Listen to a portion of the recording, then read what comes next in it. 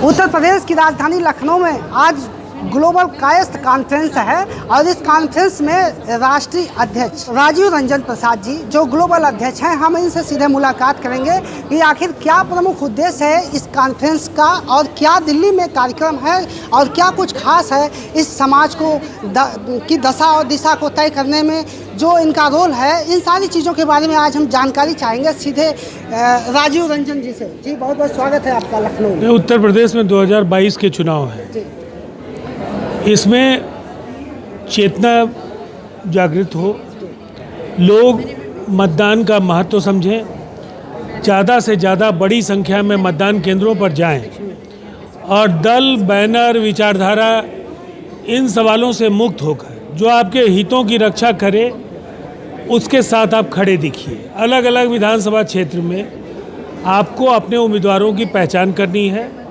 आपका उम्मीदवार जीत रहा है या हार रहा है, बगैर इसके परवाह किए अपना वोट उसको देना है।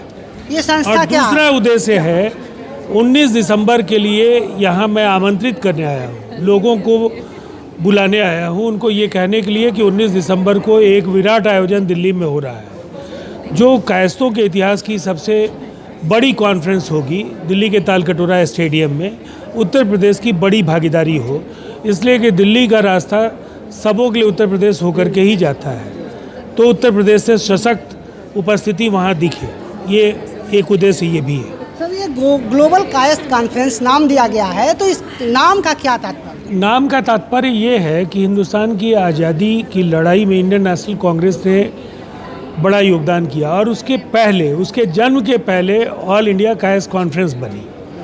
अब कायस्थ वैश्विक समूह है, तो जो ऑल इंडिया कायस्थ कॉन्फ्रेंस थी, अब हम लोगों ने कहा कि इसको एक वैश्विक संदर्भ में देखा जाए कि दुनिया के तमाम देशों में हमारे वैज्ञानिक हैं, हमारे प्रोफेशनल्स हैं, बड़े बड़े कंपनीज में सीईओज हैं, तो उनकी जो वहाँ प्रभावकारी भूमिका है उन सबों को एकत्रित करना और समाज के हित में उनका उपयोग करना। इसीलिए इसको वैश्विक स्तर पर इसको जोड़ने के लिए इसका नाम ग्लोबल कायस्थ कॉन्फ्रेंस दिया गया। आपने लिखा है जैसा सेवा, सहयोग, संप्रेषण, सरलता, ये सात, क्या टैगलाइन है, क्या आप समझाना चाहेंगे? इसका अर्थ समझाने की आवश्यकता नहीं है, ये अपने आप में इनका अर्थ बहुत ही स्पष्ट है।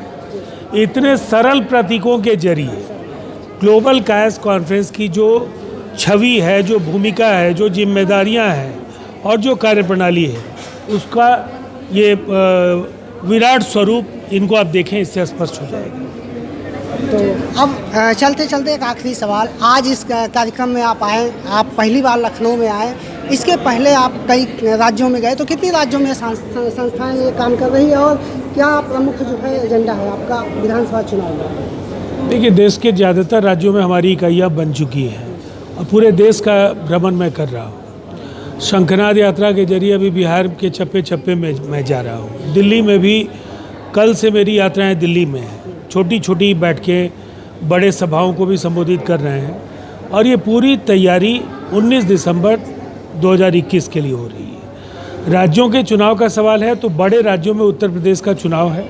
यहाँ जरूर हम लोग चाहते हैं कि कायस्थ एक जागरूक कौम की तरह व्यवहार करे और अपना वोट, अपनी खुशी, अपनी नाराज़गी जाहिर कर सके।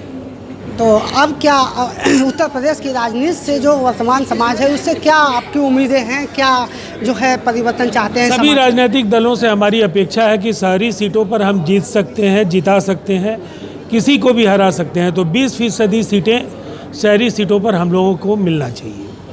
बहुत बहुत धन्यवाद आपका लखनऊ में। ये थे राजीव रंजन प्रसाद जी और इन्होंने कहा है कि जो हमारा उद्देश्य है समाज को आगे बढ़ाना, उसको राजनीतिक महत्व की ओर इंगित करना और महिलाओं को भी राजनीति में लाना, और समाज पहले से भी शिक्षित है और इस शिक्षित होने के बावजूद भी वो आगे नहीं बढ़ पा रहा, तो उसको आर्थिक रूप के साथ साथ राजनीतिक रूप से भी आगे बढ़ने की ज़रूरत है। आई कनेक्ट न्यूज़ के लिए लखनऊ से मैं सुभाष निषाद।